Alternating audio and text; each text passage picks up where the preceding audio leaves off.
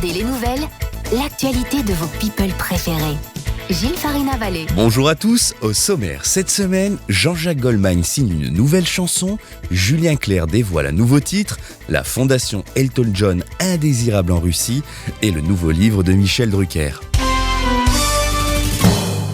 Jean-Jacques Goldman signe une nouvelle chanson pour Sentinelle d'un soir. Jean-Jacques Goldman, bien que retiré de la scène musicale depuis des années, refait parler de lui avec un titre inédit écrit pour le concert solidaire Sentinelle d'un soir qui se tiendra le 10 avril à la salle Pleyel à Paris. L'artiste s'est récemment retrouvé en studio à Boulogne-Billancourt aux côtés de son frère Robert Goldman et de l'auteur-compositeur Jacques Veneruzzo pour enregistrer ce morceau. Ce titre a été créé en soutien aux Bleuets de France, une œuvre nationale venant en aide aux militaires, anciens combattants et victimes du terrorisme. Cette année, le concert accueillera des artistes comme David Hallyday, Angoune, Chimène Badi et Grégoire et verra notamment l'interprétation de cette chanson par Héloïse et Yvard, deux ex-gendarmes. L'événement s'inscrit dans la continuité du succès de la première édition en 2024. Petite anecdote, le titre de Goldman pourrait également être intégré à un album dédié à l'événement, une nouvelle qui ravira les fans du chanteur, toujours considéré comme l'un des artistes préférés des Français.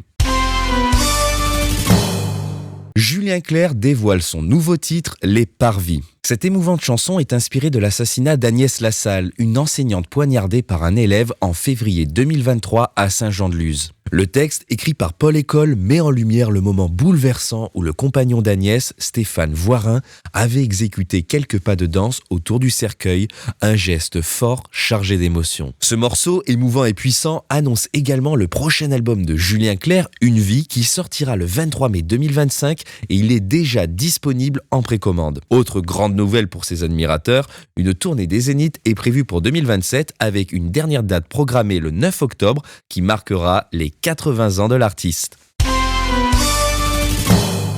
La fondation Elton John contre le sida déclarée indésirable en Russie. La Elton John AIDS Foundation, qui lutte contre le sida depuis plus de 30 ans, vient d'être classée comme organisation indésirable en Russie. Cette décision, annoncée par le parquet général russe, entraîne l'interdiction totale des activités de la fondation sur le territoire. Toute personne collaborant avec elle pourrait être passible de poursuites pénales. Selon les autorités russes, la fondation ne se contente pas de financer des actions de prévention et de lutte contre le sida, mais serait aussi un vecteur de propagande LGBT. Elton John, fervent défenseur des droits des personnes LGBT et des malades du VIH, n'a pas encore réagi officiellement. Cette mesure s'inscrit dans le durcissement du gouvernement russe contre les minorités sexuelles et les ONG occidentales.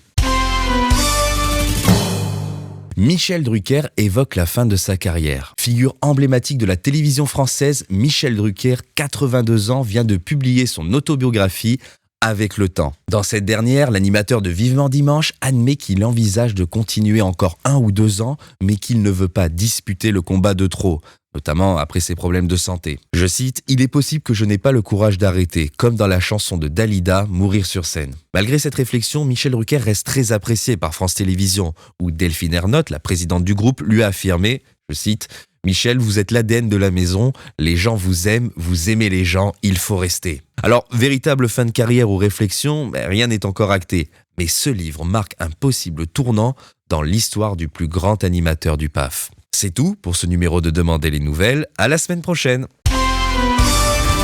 Demandez les nouvelles. Mélodie, la radio vintage forever.